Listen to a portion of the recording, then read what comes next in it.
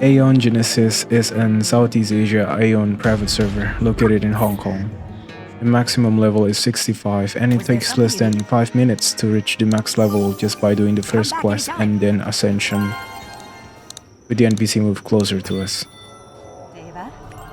We start by unlocking our stigmas, expanding our cubes, and enhancing our starter gear, which is upgradable. Information on upgradable gears and how to progress can be found in the guide section on their Discord. However, to access most channels in the Discord, you need to have an existing character, which includes downloading the game, registering an account, and then you'll be able to get verified as player. I learned about this server from past players' broadcasts, and it seems Genesis have been around since mid last year, and the number of online players can be seen on their website. There's this rift that determines the current PvP areas for certain days of the week, but it teleports me like a normal teleporter does, so it's self-explanatory, I guess. What do you want? They have their own currency called Genesis coin, which is bought using Kina. The items in the Genesis shop are motion cards, medals, mount, wings, title, and mostly cosmetics. For a PvP server that revolves around Kinaha and Abyss Point, its main content is very PvE and reminds me of Aion before glory points were implemented, or before I quit. Yet glory point is actually available here. Kina is earned by selling the loots from mobs in TSI, as the drop rate is greatly increased in this instance. These may also drop from normal mobs, which you can turn in the relics for Abyss Point later. Since consumables like scrolls, potions, and foods are dropped in TSI, crafting may seem unnecessary. Even though it's a PvP server, I was hoping there's a bit of an economy happening since Kina is valuable, but business is bad. Nyerk. The server is not selling PvE or even PvP gears, unlike most servers in this region. They can be close to retail's shop model if there's no speed buff on the monthly pack and the infamous wings of the circle in the shop. My early entry into Aion private server was around 2015. Most of the servers in Southeast Asia always came PvP oriented.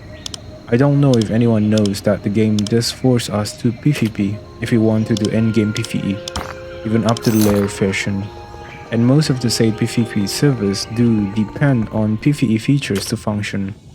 Even so, I never see the need to customize it for a region in which the game was never introduced. Since I used to live in Aion before trying private server, I feel like I can say a couple of words. Aion never came to Southeast Asia, and most people who start a server in Southeast Asia would likely be players who played in Europe or North America server, or Japan or Korea if you can read. Knowing that Aion is not much known around here, nor does it hold nostalgic feelings for the general or most mmorpg players here.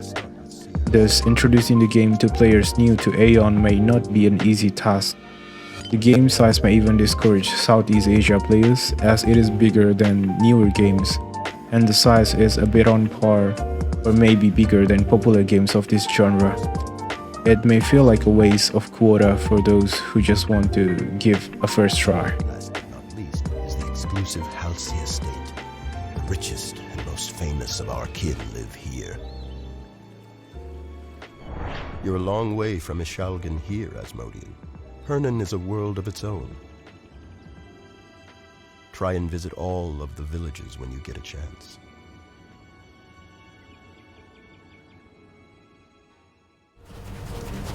Despite that, there are players who started from a private server, not knowing what the original is like. From my experience, those players were open-minded and not limited to the occurring custom features. Then again, some servers did fall after being exploited by veteran players.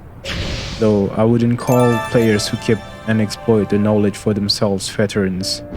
Some may even label them as elites. I don't mean people who are geared and don't want to bother raiding with undergeared players. In MMO, the act of elitism might be one of the instruments that serve as its downfall. Well, in my opinion, players did not born evil. and this was supposed to be a gaming channel.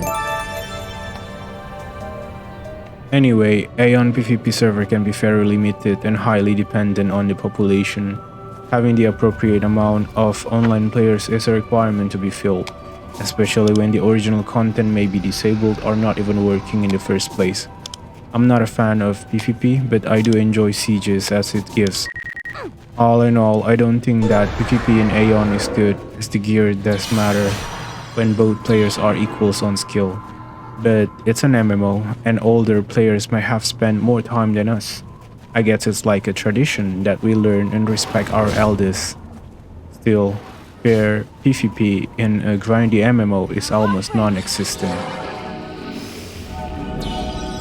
Lastly, most Aion PvP servers would only be crowded at certain times of the day and may look empty when it's outside of that time interval. So far, the peak for Southeast Asia server was a retail-like server. Well, one that is working and run by people who love their game. But sometimes we forget to ask ourselves the question, which